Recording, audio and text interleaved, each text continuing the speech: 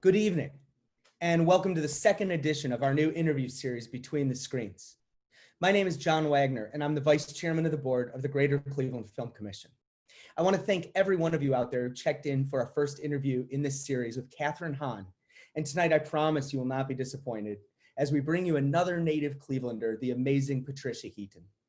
Before we get started, I want to take just a moment to tell you about our work here at the Film Commission. Everything we do here can be summed up in one word: jobs. Our goal is to add more and more jobs in all areas of entertainment production in our city. As our area recovers from the multiple crises we've seen here in 2020, we need to get as many good jobs up and running as quickly as we possibly can.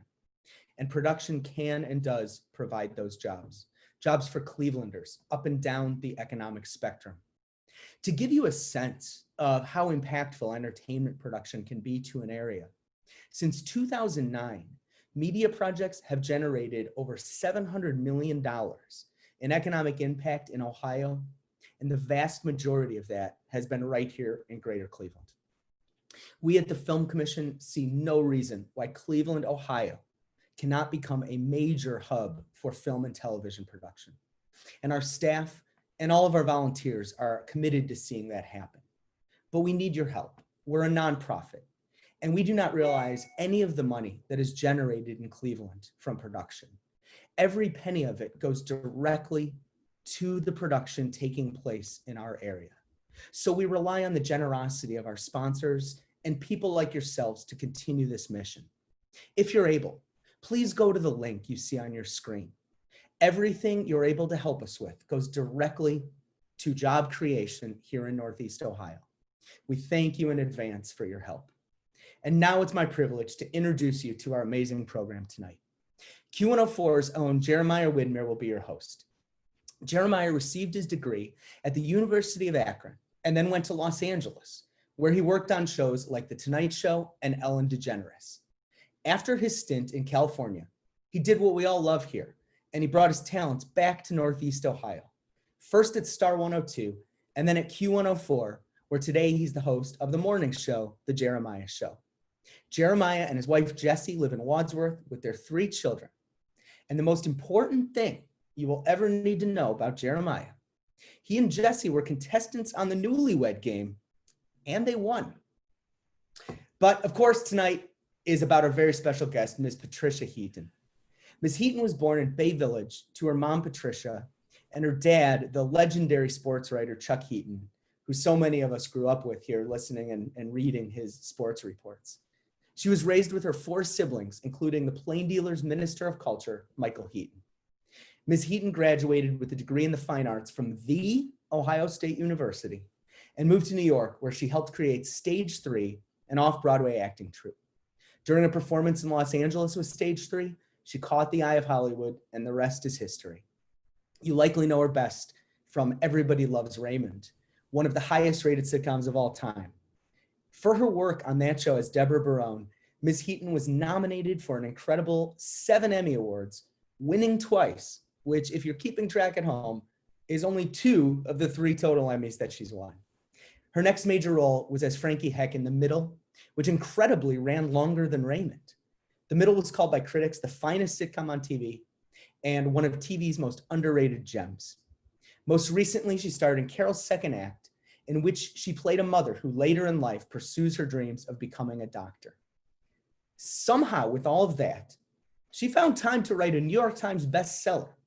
And on July 21st, her second book, Your Second Act, Inspiring Stories of Reinvention, will hit the shelves.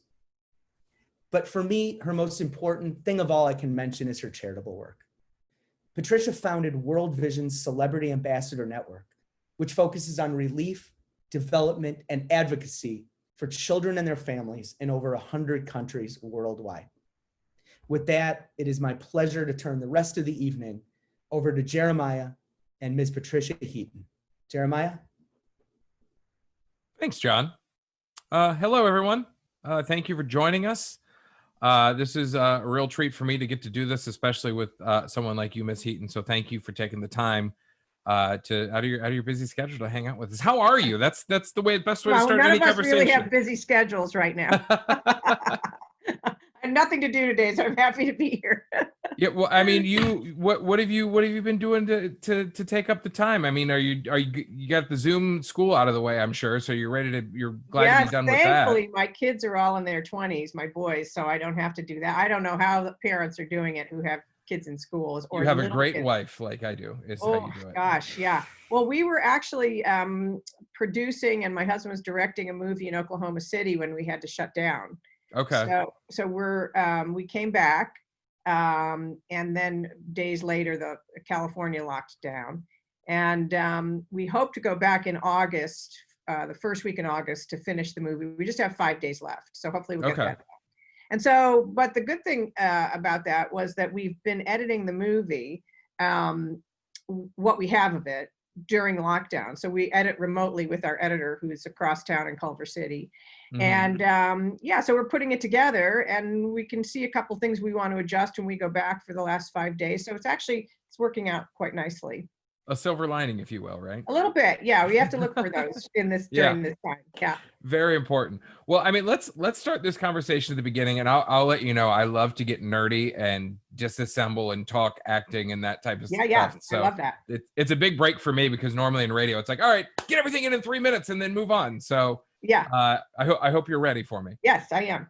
Great. Well, I mean, let's start back in Bay. You're born and raised. Yeah.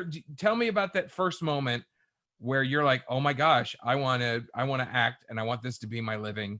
Do you remember what it was? Yeah. I mean, I early on tortured my family with my, singing the entire cast recordings of various musicals of the day, like Oliver and South Pacific and The King and I, and and would read. I'm a big reader, and I would read a lot of books, and then force my girlfriends we would act out the stories in the books and put on plays. And then in school, I was usually involved in some musical aspect or a theater aspect. It's closed now, but I was at St. Augustine's Academy, and I did Fiddler on the Roof, where the guys from St. Ed's came and did the male parts and the girls did the female parts. And then when I switched over to Bay High, I think I was in the symphonic choir there. So I was always doing stuff. And then I think in the 8th grade, I did a couple plays at Huntington Playhouse, which is the local community theater in Bay Village. Mm-hmm. So I was always doing it. I think with most actors, with many actors, you'll find that they are kind of born with this drive. Yeah, you can tell that they I mean, it's the same thing for me with radio, with wanting the spotlight on me in one way or shape or form, but to entertain people. The spotlight's nice, but you want to make people feel good with you doing some sort of performance. So at the Playhouse, what was that experience like for you, getting your first taste of acting and the behind the scenes and all that? I mean, I loved it. I think I had my first kiss there. With on stage or off stage? Off stage, like in the barn. Yeah. Some guy, one of the crew, he was a couple of years older than me, I think, but it was, I just loved it, and I loved musicals. At that, it was really funny because the production we did of Showboat was like over 3 hours long. It was a bear. And my father didn't really like musicals, but, sorry, my light went off. But he happened to be dating a lot of the women in the parish, because my mom had died a few years ago. So every woman he was dating wanted to come and see the play. I think he had to come and see it 3 times. Oh my God. Yeah, it was funny. Yeah. When you did your internship at Channel 5, was that after college then? During college. During so you were coming in the summer from OSU back to Cleveland? Correct. My dad got me that job, and this is back when you still had, film in the canisters, and you'd have to load from the news, and you'd have to load the film in a magazine in a dark room, and then run it through this machine to develop it. And then my light keeps going. And then I even had to do editing, where it's that you take the film and you put it through that little machine, and you actually physically cut it and glue it together. So I'm very old. Let's just say. Oh, stop it. So I mean, did that burn you from ever wanting to edit again, or is editing on an Avid way different? I mean, I was, it was great to learn that skill, just to know it. Yeah. And I guess it took me a while. When I got to Ohio State, I was a journalism major. And it took a while to understand that I really didn't want to be in journalism. I wanted to be in theater. I just didn't have there was no one in our family or in my life who was involved in the entertainment business or who thought to say, maybe you should pursue it, because it just wasn't on anybody's radar. Well, and I think I would say personally, from my experience, that's a common thing here in Northeast Ohio, because when I joined the University of Akron, everyone was doing journalism and news. I'm like, oh, that's not for me. So I made a sketch comedy show. So I'm wondering if you have anything there's plenty of aspiring actors and filmmakers that are coming out of CSU, coming out of Tri-C, that might be thinking, hey, this is only Cleveland. I have to do news, or there's a pinhole that you have to fit through. Can you speak on that? Well, I would just say, if you're interested in, as far as acting goes, I'm a sort of a big supporter of Ohio State, but they don't have they have a BA in theater, but they don't have a BFA. And any young person who's serious about acting is going to look for a BFA program. Okay. So I would say, I'm trying to, it's a matter of money, I think, for Ohio State to put a BFA program together. It just costs more. Mm-hmm. So it's a great school, but so I think as far as acting, you might have to look elsewhere. Oh, here's the thing. This is the thing. When my kids were looking at schools, I used to ask every guest actor that came on the middle. So it was during the middle when my kids were in, high school. And I said, where did you go and did you study acting? And a lot of them had very different experiences, their background. Most of them did not go to a conservatory program for acting. So even there's an actor, Richard Kind, who's very funny. And he said his personal opinion was, if you're going to be an actor, you'll be a student of acting all your life. But college is the only time you'll have 4 years to study whatever you want. So his recommendation that you study something completely different in college while you have the time, and then do your acting after that, and that's kind of what happened to me. I mean, I started in journalism. In the middle of my junior year, I switched into theater, and I kind of just took the classes I needed to graduate on time. I was in 1 or 2 plays, like the small black box, undergrad stuff. But then I went to New York and I studied with William Esper, who's this wonderful Meisner technique teacher. And that changed my life. And they have a wonderful Meisner program at Rutgers University. So I highly recommend Rutgers to anybody who's looking for a good acting program. That's to me is the place. But I think you can go anywhere. In fact, who's the actor? He was on Mad Men, and he had gone to, I think, John Carroll University, where my dad went. So I'm blanking, but I'm sure someone will hit us in the chat with it.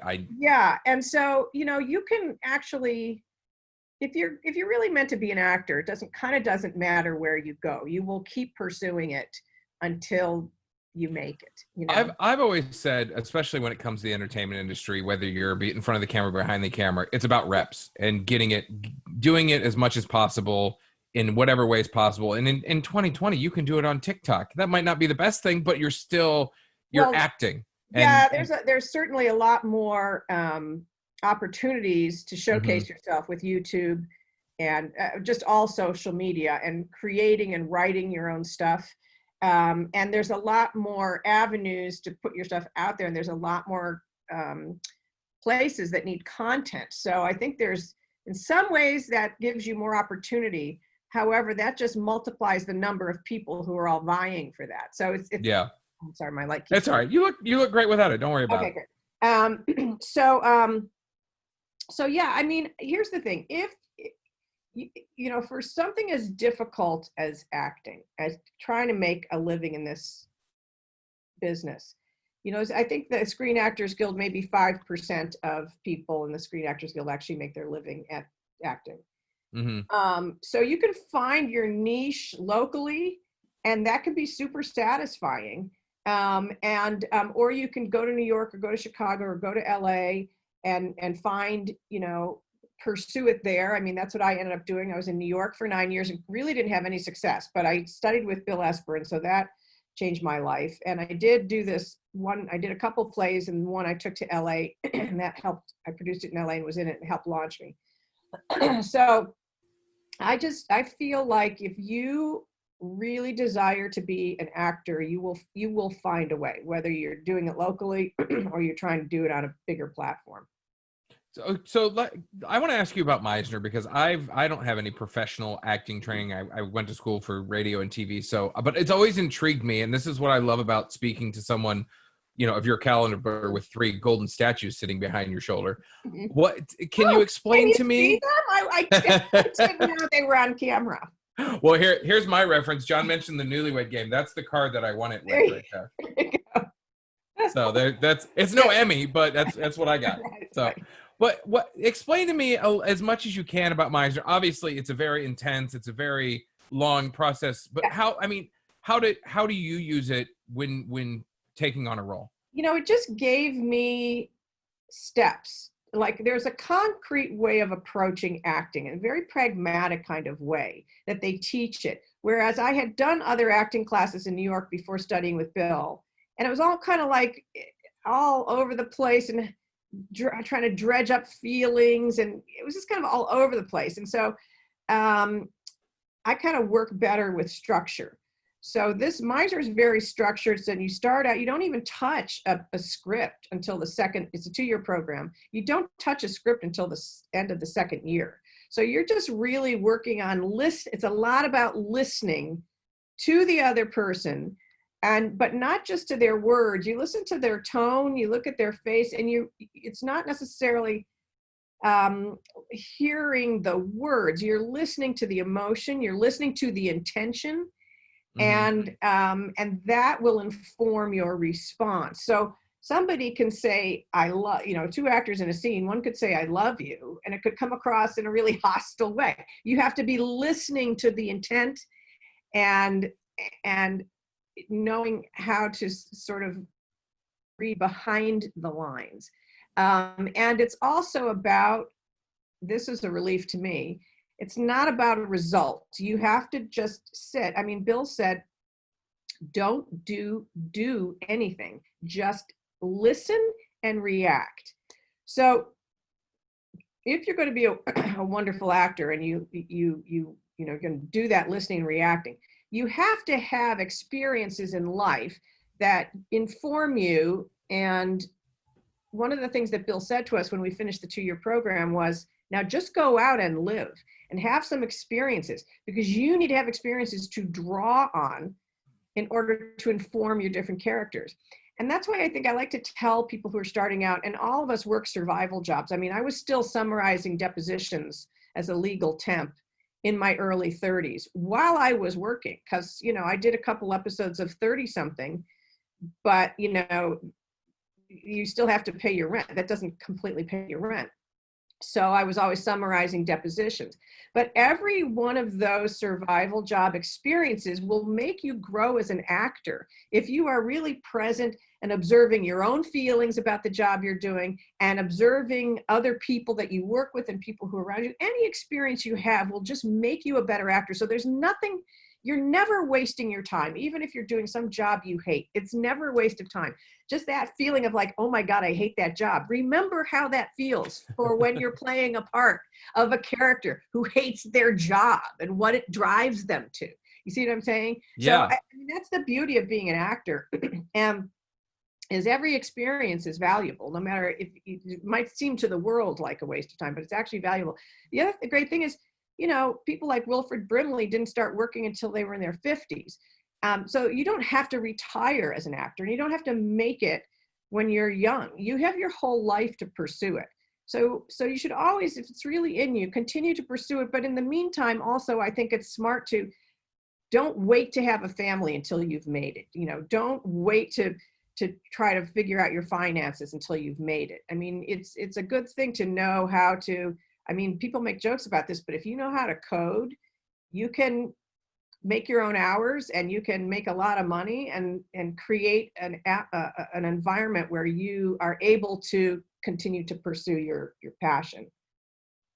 And Yeah, also, I think, a lot of people put off relationships because they think I have to totally focus on my acting. But as you know, I mean, you have kids, that completely changes your life. And oh my gosh. it opens up, like having children in particular, opens up a chamber in your heart that could only be opened by children.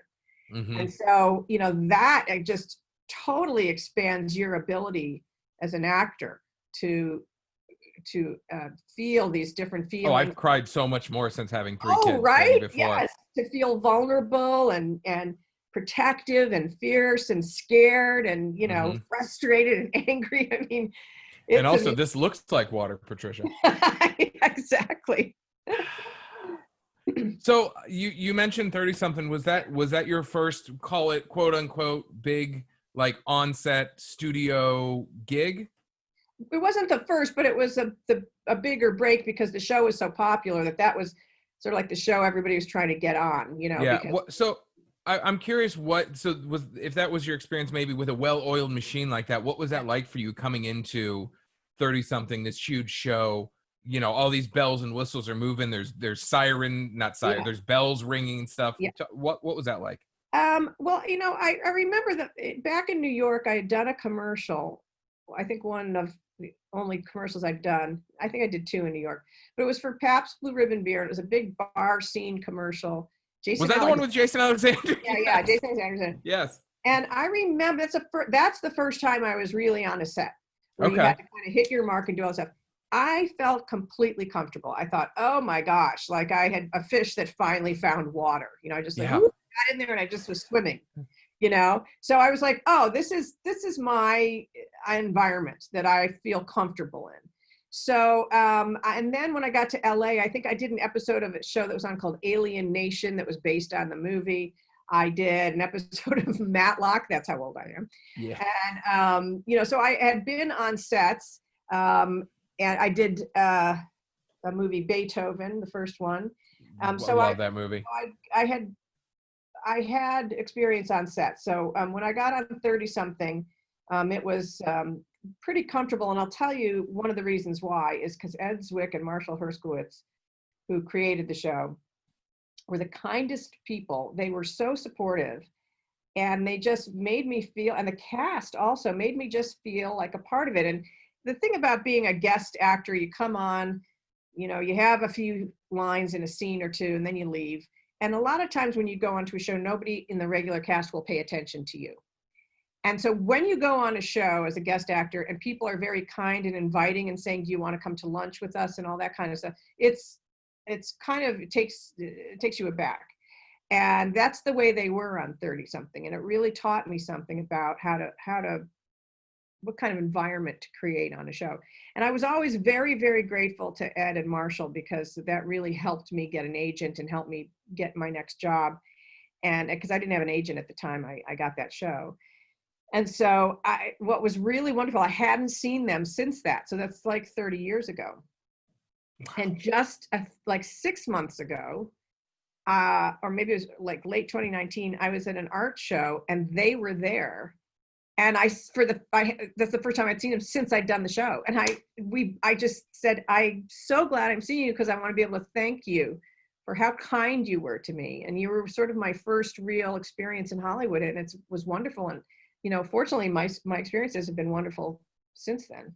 Well, they set a tone that I think probably developed your attitude when you're on set that you've continued through your entire career. And then as you get different levels, you translate it when you're the lead on the set, if you want to call it that or whatever. Right. You set the tone on that set. So that's right. And I think because I didn't really start making my living as an actor until I was in my 30s, I've always been very grateful, and that has never left me. When I walk on, and especially I'm working on an incredibly historic set like Warner Brothers, and I just can't believe, I would look around and say, I still can't believe this is where I get to work.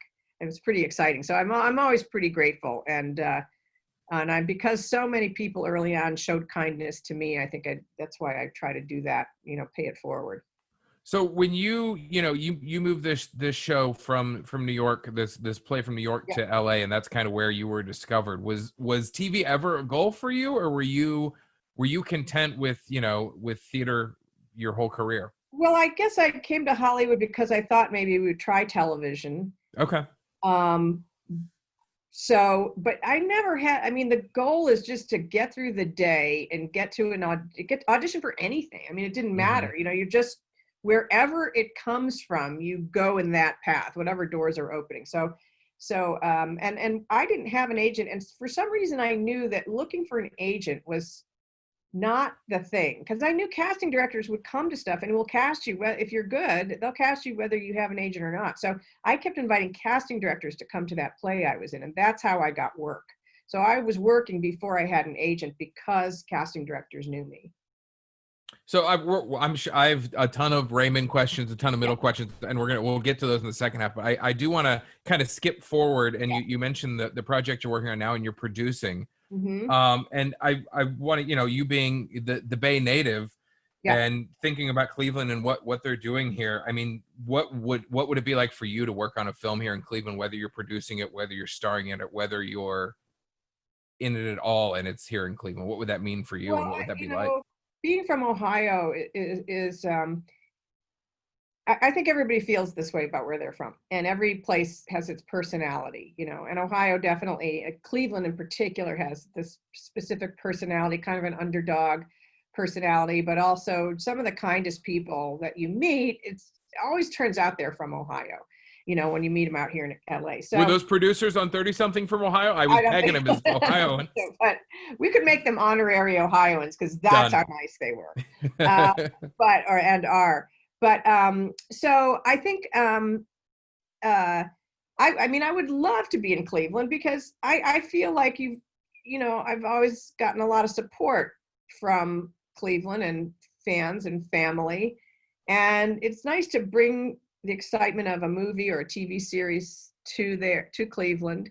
And, you know, let people get a front seat to that, you know, do internships for people and just learn the business. There's, you know, people say, oh, I'm sure you don't want your kids to go into show business. Well, if you can make a living at it, whether you're, you know, a gaffer or a grip, or you're in the art department, it's a great business to be in. You have to have a lot of fortitude, and you have to be comfortable with being out of a job a lot. But it's really fun, and you meet new people all the time. And, you know, some projects are good, some are not, but it's never boring. And that's what I love about this industry. Even the worst things are kind of exciting. Well, John mentioned in the mission in the beginning to expand production and create jobs in Northeast Ohio. I mean, do you look at film and media as a growth industry? I mean, what have you seen in your experience? Yeah, I mean, as far as because we were in Oklahoma, because they have a 37% cash rebate within 6 months of finishing filming, and they have a lot of great and varied environments that you would be surprised at. It's not just, you know, winds come sweeping down the plain, and there's a lot of other things there. They have sand dunes and lakes and things like that.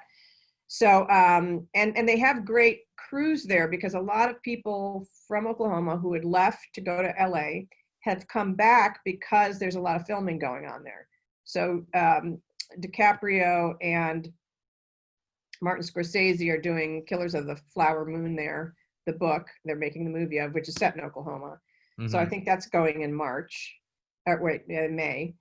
No, where are we in? June. Where are we? June. We're June. What day is it? I think it's Saturday. They're going in March. They're now going in August. Okay. I think.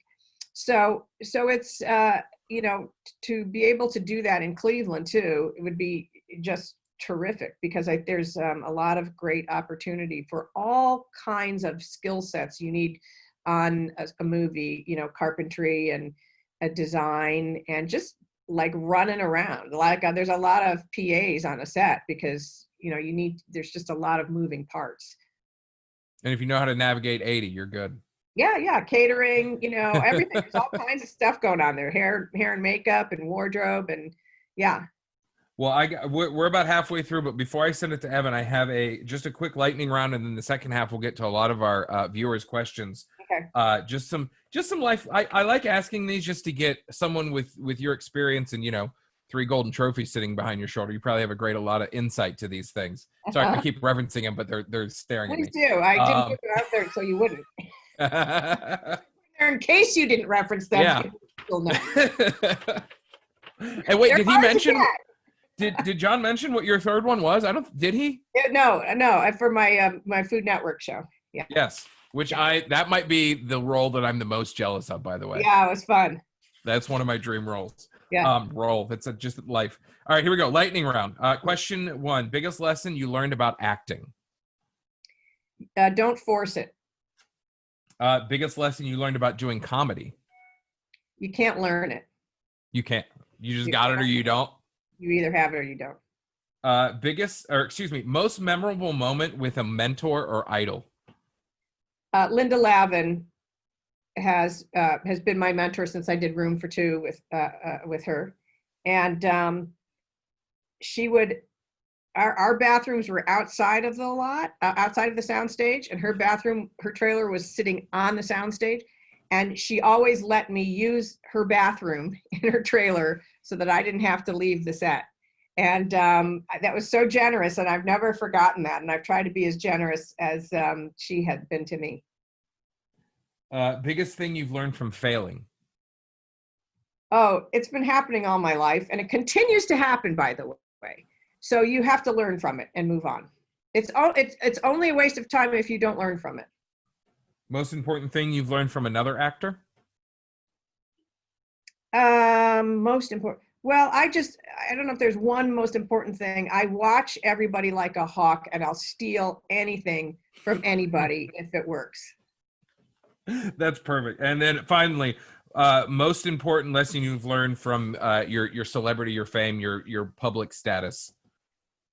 You can't put any value in it because it's fleeting, and your kids could care less about it. Yep. Yeah.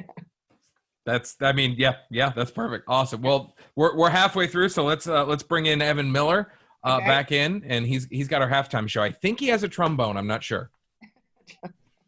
It was a sousaphone, but I couldn't bring it downstairs, unfortunately. So, well, I won't take up too much of everybody's time. I'm Evan Miller, president of the Greater Cleveland Film Commission. First and foremost, want to thank Patricia, want to thank Jeremiah for being part of this amazing event. Also, the Greater Cleveland Film Commission staff, our board, and our audience. We're not here without all of your support, so we really appreciate you. You know, the Greater Cleveland Film Commission, as John mentioned at the beginning, our mission is to drive sustained economic growth through production. And obviously that has a lot of different things that we're involved in. We're actively speaking with productions all over the country and world for that matter to try to get them here. We're connecting local cast and crew and vendors with potential work that may be coming to town. We are constantly setting up workshops and various skills programs to help provide people the training to get the skills to be able to fill these jobs. And we are very actively advocating for the public policy and the tax incentives that are going to help grow this industry to a year-round business. At the end of the day, we try to be a one-stop shop for not only the productions, but the local production community as well, to make sure that anybody who's looking to make a film here in Northeast Ohio knows that they have advocates. So in terms of helping, as John said at the beginning, we are a nonprofit, so we do rely on donations, and there are a lot of different ways to do it. You can register for one of our workshops. You can become a member, and all of this is available on our website, clevelandfilm.com. We offer a program called Film Skills, which will give you pretty in-depth training on every position possible on a film set, but really the opportunity for you to learn a little bit more about specific positions and hopefully stoke those fires. And at the end of the day, also, you can donate clevelandfilm.com/donate, as well as on our Facebook Live page. So again, your support means a lot. Anything matters, and we can't thank you enough for it. So now we're going to get to the Q&A portion of things. So if you open up the Q&A window within Zoom, you can type in your question, and we have a team that is reviewing and getting these over to Jeremiah and Patricia. We'll also be updating or reading on Facebook Live as well. So if you want to submit a question there, we'll be able to get those in as well. So thank you to everyone again. And now I will hand things back over to the handsome and talented Jeremiah and the lovely Patricia Heaton. Evan, thank you, sir. Thank you again. How was your halftime? Did you have some nice cold cuts while we were waiting? I fixed my light, I think. It looks great. It looks great.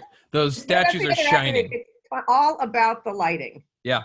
Oh, no, I've got mine over here too. So it's got a little key light action going on. Right. All right. Well, this is the like I said, the Q&A with people submitting questions. So we'll go through those. And I still got a few that I didn't get to that Okay. we'd like to ask you. This one actually from John Wagner. Yeah. John says, I find Phil Rosenthal, creator, of course, of Everyone Loves Raymond, one of the most fascinating people in Hollywood. What was it like working with him? He's super smart and super funny, and he really knew exactly what he wanted. He's a wonderful, person to work with because he's super clear about what he needs you to do. And I'm the kind of actor that really likes to have direction. So, he's very good at that.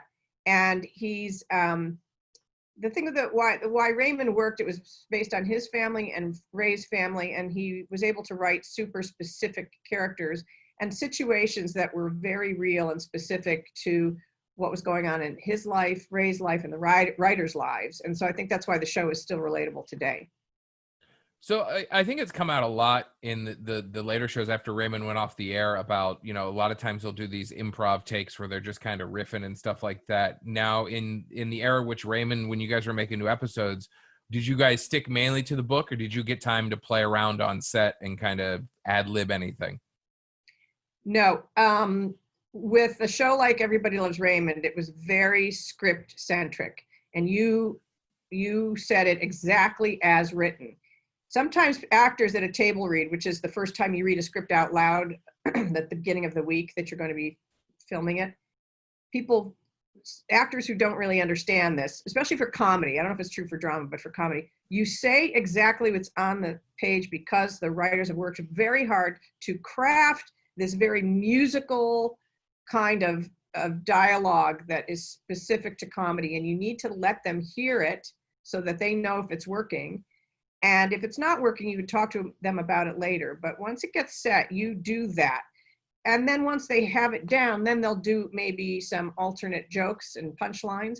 But for comedy, good comedy, I think it's pretty script oriented. I know there's some, especially stand-ups who aren't used to acting, are more improvisational, but the best comedy is very tightly scripted. Tristan and Matt both want to know, what are some of your most favorite episodes of both The Middle and Raymond, and how was the acting experience on each of those different than the other? Well, Raymond is multi-camera, so you rehearse for 4 days, and on the 5th day, you're in front of a live audience, and you do it from beginning to end in sequence. Whereas The Middle, no audience, single camera, you don't hear any laughter or response, so you're hoping to hear a snicker from one of the crew members way in the back there. Then maybe you've hit it. And it takes, 12 to 16 hours a day to shoot. It's like a movie. So they're very different experiences. They're both really valuable. I enjoy both of them. You get the immediate gratification on a multicam with an audience, but there's something more relaxed and you have a little more time on a single camera. So, both of them week to week were just phenomenal. I loved, they did a sort of a through line on Raymond about Marie and I fighting, and it went on, ended in one season and was picked up again in the next season. I really loved that. I loved everything that Brad Garrett's character, Robert, was involved in. He was that's stupid. It's the dumbest, smallest specific, but the touching the spoon to the chin before the series, that's those things, that's from Ray's brother. Okay. He has a brother who did that, or maybe still does that. Yeah. So all the stuff that seems like kind of crazy and wacky is based in reality. Like the episode where Ray gives an engraved toaster to everybody, and his parents return it to a store, not realizing it's been personalized, and then they try to go back and get it. That happened to Ray, to Ray, or I don't know if it happened to Phil. Maybe it was Phil. Phil did it, gave it to his parents. They didn't even open it. They took it back to the store, the craziest stuff, usually stuff that actually happened in people's lives. Did they ever mine your brain for stories? Did any of your personal stories make it? They sort of, the only thing, they had one episode early on where my sister comes to visit me. It's the only time we saw Deborah's sister. And she tells us she was kind of wild, and she tells me she's becoming a nun. And it's very upsetting to me because my sister's a nun. So I think that's the only, direct pull from my life. However, the show really mirrored what was going on in my life with my kids. I think that's why it's so relatable, because it really, mirrors everybody's lives as you're trying to keep your marriage together while you're raising the kids and dealing with your in-laws. It's funny. Your sister. How many sisters do you have? 3. One of them called my show this morning. Okay. Because she was asking about how to get the Zoom link. Oh, right. And she just has a computer the same age as yours. But no, she had called me, so I didn't know if nuns were allowed to listen to the radio. It wasn't the nun. Yeah. Okay, right. It wasn't the nun. Let's see. We touched on aspiring actors, but Kristen Hosty, she's moving to LA next year. And she's wondering if you have any insight with that as far as being a noob out in LA. I mean, it just depends on what she has I don't know if she had. Look, I went there, no car, no agent, no manager, 1 commercial on a reel. I would not recommend that to anybody. I mean, that I shouldn't be sitting here, the veteran of so many shows with that start. It hardly ever works out. But as I said before, the people who really need to do this will pursue it. So I think it's what I found about LA, people are very generous as far as information and letting you know that this is the acting class to take. This is the, agent who might be able to see you. This is a great place to work where you'll meet people. So I could just say that I know that the Joanna Brown Barron studio is an Esper studio. She worked with Bill Esper, that's here in Santa Monica. It's a good place to study. And the casting director from the middle, G. Charles Wright, has a wonderful audition class. And also, there's another great comedy acting teacher, and I can't think of her name. I'll look it up. But so I would just get into some classes as soon as you can. Do you ever just have a question and you immediately lose it? Oh, I was so mad because I loved the question. Dang it. All right, back to other people's questions. I'll come back to you. Oh, I had it. Trisha Tomko wants to know, she says, I love Everyone Loves Raymond, wondering how fun it was to work with Ray. Ray is a kind of this, unassuming guy when you meet him, but he's very, very smart and he's very funny. The show was just a joy to work on because we just laughed all the time. So that's a great place. I think we also had this sort of multi-generational, because we had Peter Boyle and Doris Roberts. We had that generation of actors, and me and Ray and Brad and Monica Rosenthal, who played Amy, and we had some younger people, a lot of stand-up comedians writing on the show and working on the show. So it was just a fun place to work, and I learned a lot there. This is that's a username. It's like, what's NYS Market? I'm impressed with your singing voice from what I've seen and heard on Raymond in the Middle. Really, why have you not cut a few songs? That's sort of on my bucket list, but there's so many wonderful singers out there that really do this for a living. And, I think me doing it would be just more of a vanity thing. And I'm not huge on vanity projects. So, but I do, I love to sing, and I'd like to find a little way to do that soon before my vocal cords completely disintegrate. So I actually have been looking for a voice teacher just to get my voice back into shape, and maybe, doing some kind of a musical in a small theater or something like that would be fun. I haven't let it go yet completely. Oh, here's the comedy. Leslie Kahn is the comedy class to take in LA. It's LESLYKAHN. Write it down, students. Let's talk about you being a mom, because I mean that's you've played a lot of moms, obviously, in the Middle, in Raymond, and Carol Second Act, of course. What are some of the similarities and differences from Patricia and those characters? Feel free to pick 1, 2, or all of them. It's up to you. I mean, look, my kids were the same age as Deborah's when I was doing Raymond, and then they were the age of Frankie Heck when I was doing the Middle. So that helped a lot. I didn't have to, I think there's something in your personality that's in every character, or you wouldn't get cast that way. There's a couple actors who are just so wonderful and so chameleon-like, Meryl Streep, obviously. who's the guy that just played Churchill that won the Academy Award for playing Churchill, the British actor? You know, I just thought of John Lithgow because I'm thinking of that, the no, Crown. he was I'm thinking of the wonderful. Crown. Yeah. But anyway, yeah. Gary Oldman was the Gary comment Oldman. we just Gary got. Oldman. Thank you. Gary Oldman. You know, those two are great examples of actors who can really transform themselves. Mm-hmm. That's unusual, and they're very, very gifted. But most, and you know who? Steve Carell.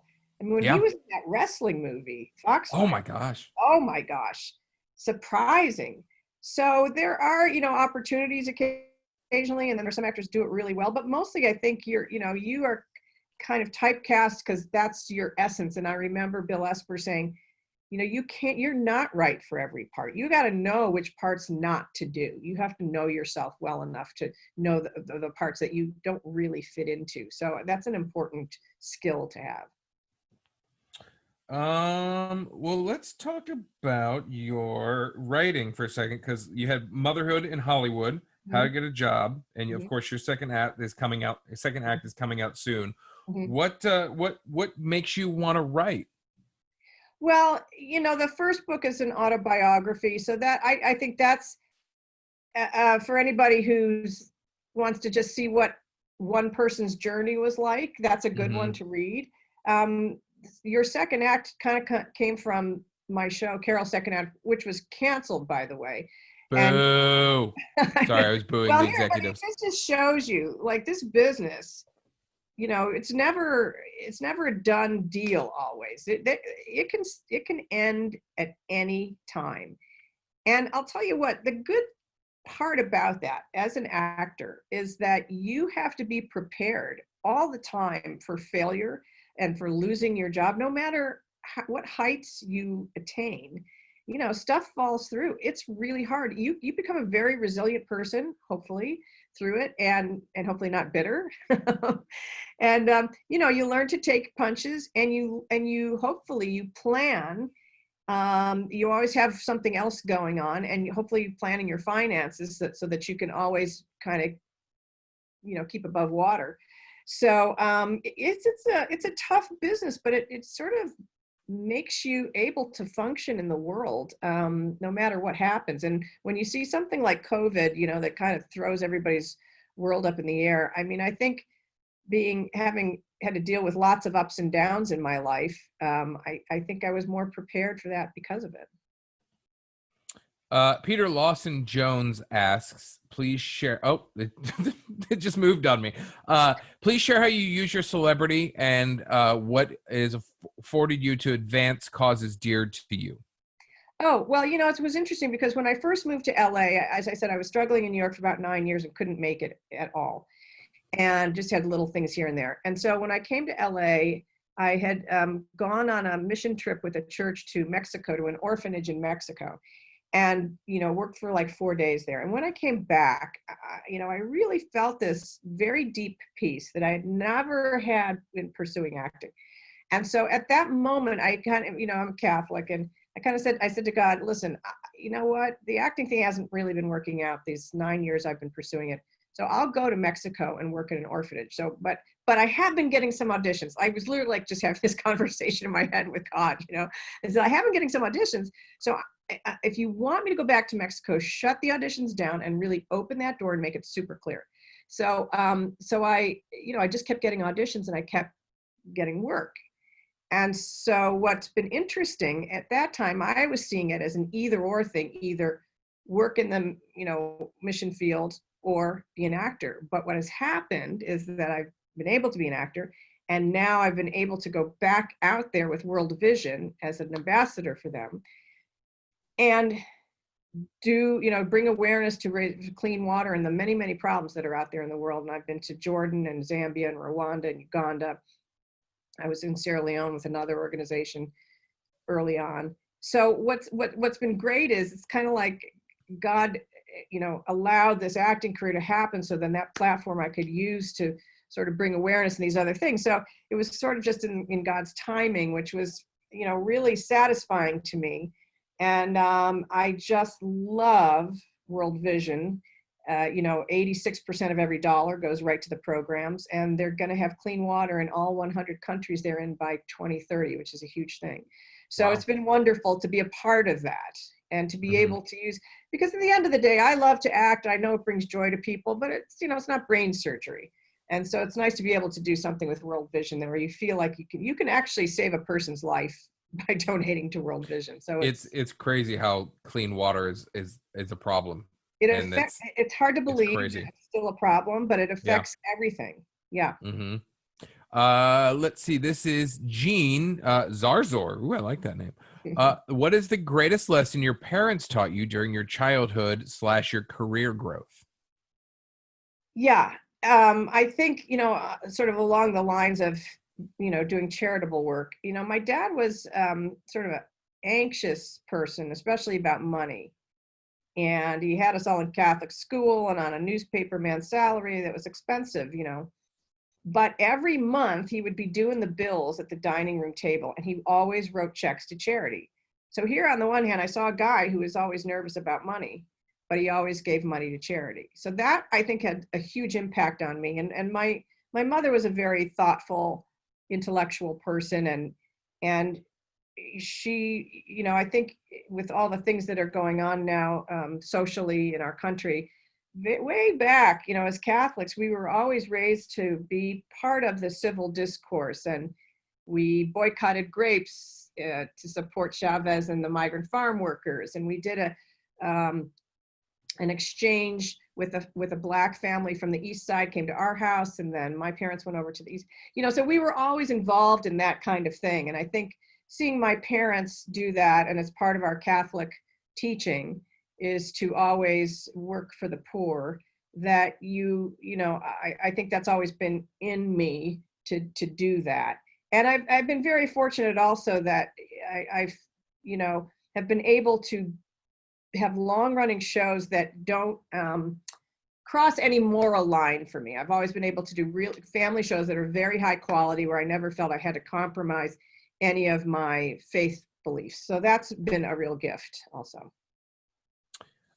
Jennifer Dean with a random question. What's your favorite restaurant in Cleveland, and what do you order at that restaurant? Oh, well, I mean, I love Mike Simon's places. So I'll eat anything at any. Do you follow him on Instagram at all? Yeah. He's been posting all these recipes during COVID. I made I called it the kielbasa surprise because it was a meatloaf with a kielbasa hidden in it, and it was amazing.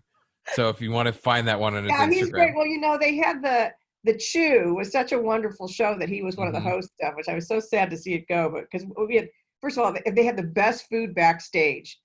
His show, that show, and Rachel Ray have the best green room food on the planet. Now, do they hire a certain person? I'm sure Michael Simon's not. They have chefs working there. Oh, wow. Oh my gosh. No, they come in with a tray of food and they explain to you what it is. And we have this for you and that for you. Oh my gosh. It's like I said, this could be a really fun business to be in. Well, yeah. I remember I was a page in LA for Leno's Tonight Show. Yeah. Did they have good food? It was all right. It was good because I was making $9 an hour to give tours of the NBC Burbank lot. Yeah. But it wasn't chef quality Chew backstage food. Yeah. That's fantastic. Those are foods. You have to kind of be on a food show to get that kind of backstage. I'm gonna write that one down for my next job. Food show. Food show. Susan Berry says, I love the movie Amazing Grace that you produced. If you produced another movie like that, who would you want it to be about? Oh, well, we've always wanted to do, okay, now that you've asked me, the name has flown right. Oh, Bonhoeffer, Dietrich Bonhoeffer would be a wonderful, so he was a German scholar, theologian during World War II, and he ended up being sent to concentration camps and being killed right as the war ended. I think it was sort of a personal vendetta of Hitler to make sure that Bonhoeffer died.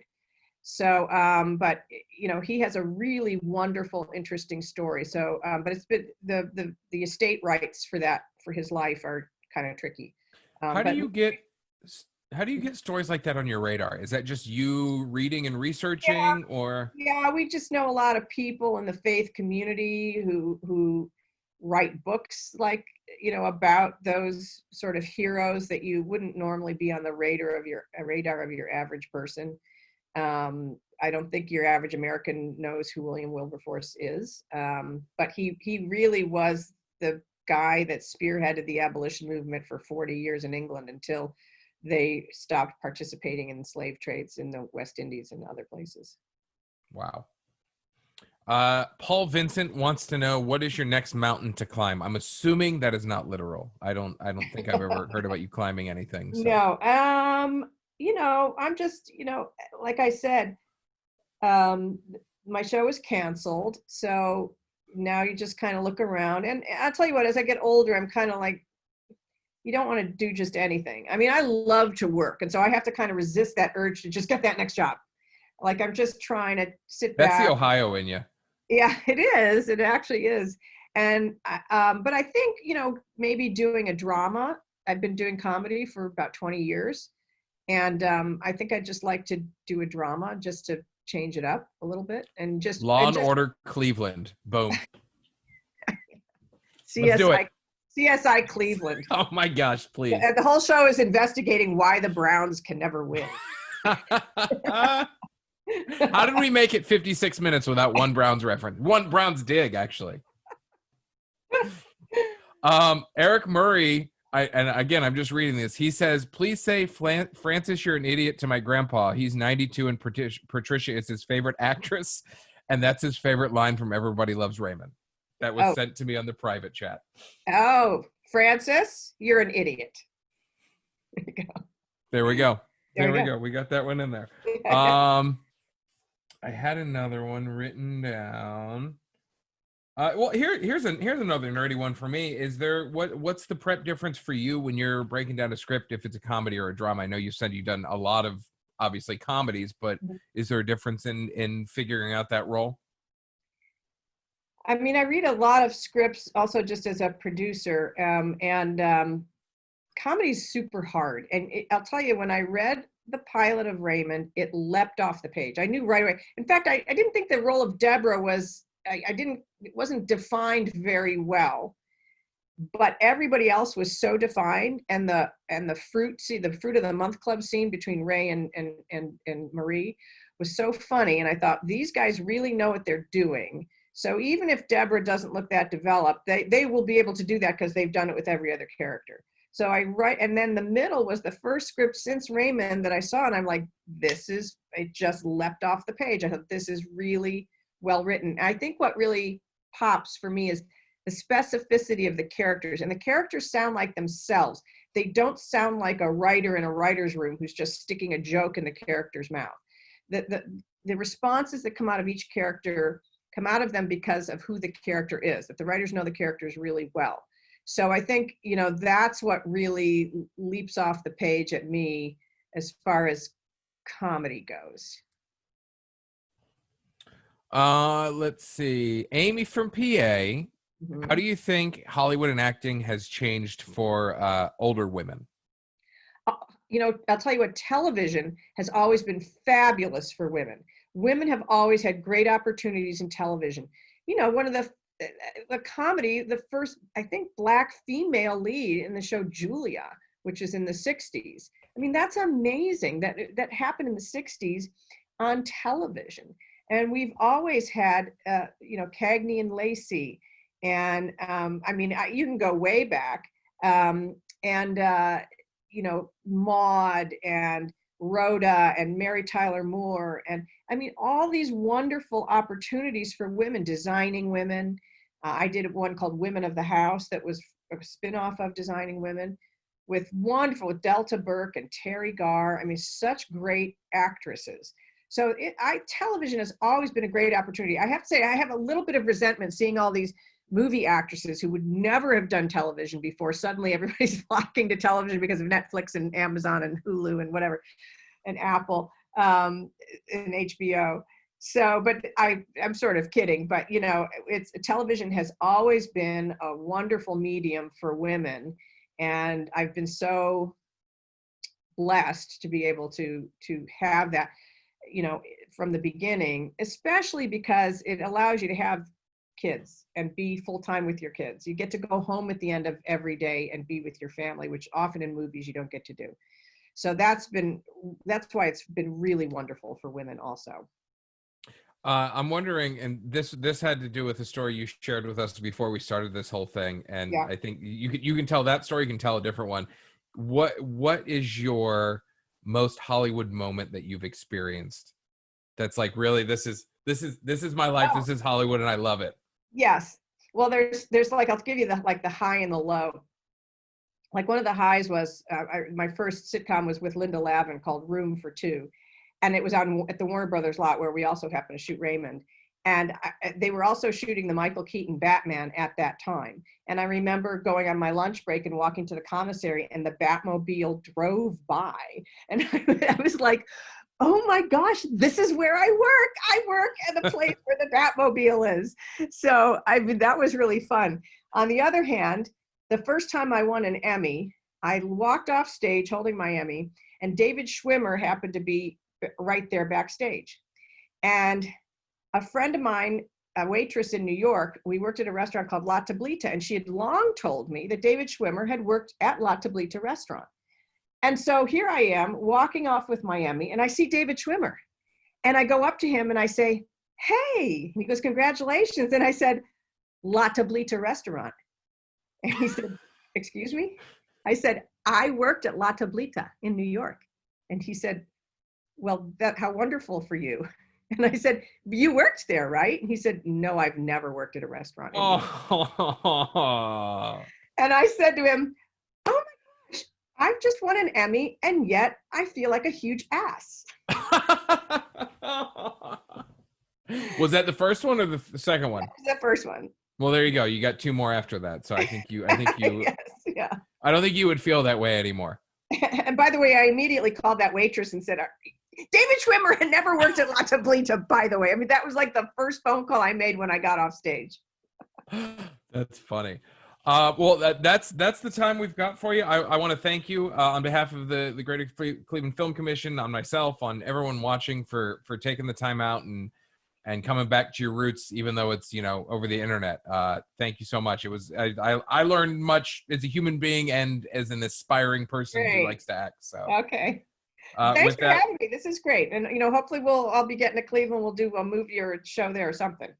I can't wait. If you need a pudgy DJ in any of your productions, you just let me know. I'll be there. Okay. All right. I'll bring back in Tim Birch to bring us home. Tim, come on through the curtain, sir. I am through the curtain. Oh my God, you guys, that hour went by so fast. It always does. Yeah, I talk too much, but yeah. No, not enough. Let's keep going. That was so much fun. So my role as a board chair is to bring a spotlight on this industry and awareness of our mission to produce more and create jobs. And I got to say, you two tonight, man, you guys made my job a lot easier. So thank you for those efforts, Miss Heaton. I tell you, it was so much fun. I seriously, I think all your fans out here we could sit here and listen to you all night. I mean, it's just so much fun. Thanks. So thank you. Because of all those fans, I mean, I think we're all looking forward to your upcoming projects, your both television, movie releases, all those things. I actually just pre-ordered my book, the second act, so I can't wait for July 21st. So looking forward to that, and I got that on Audible. And I'm not driving as much as I used to, but I always used to, driving from Avon to downtown Cleveland, I would always listen to audiobooks. So I'm looking forward to hopefully being back to work. So it's very inspiring, the book. I think your viewers and listeners here will really like it, especially after we've all been locked down. A lot of people, I think, have been thinking about their lives and maybe making some changes. And, we've had a lot of time to reflect. And these stories are super, super inspiring. Awesome. Can't wait. Jeremiah, thanks. As always, it's always fun to have you on board and help us out. We appreciate that. You're a good friend of the organization. We can always hear you in the mornings on Q104 and also the radio.com app. I want to make sure I plug that for you. Thank you, sir. So you can always get that in rewind. Yeah. If you're not an early person like myself, being also in the entertainment business, staying up late isn't my forte for 5:30. So I'm gonna pass on that. But we also thank all the fans, the Patricia Heaton fans that are watching today, enjoying this, the Greater Cleveland Film Commission supporters. We appreciate all that you do to help us in our mission to create jobs. Bring those productions here to Cleveland, and as we work on legislation to increase our tax incentive for the state of Ohio, we're looking forward to bringing more and more. So thank you. So please consider, I know that we're all dealing with some tough times, but the Film Commission is not immune to that as well. So we as an organization really would appreciate anything you can do. As Patricia's family used to do, write some checks at the table. We appreciate that as well. And you can visit us at clevelandfilm.com/donate. So good night, everyone. Thank you. And we look forward to seeing you at the next Between the Screens.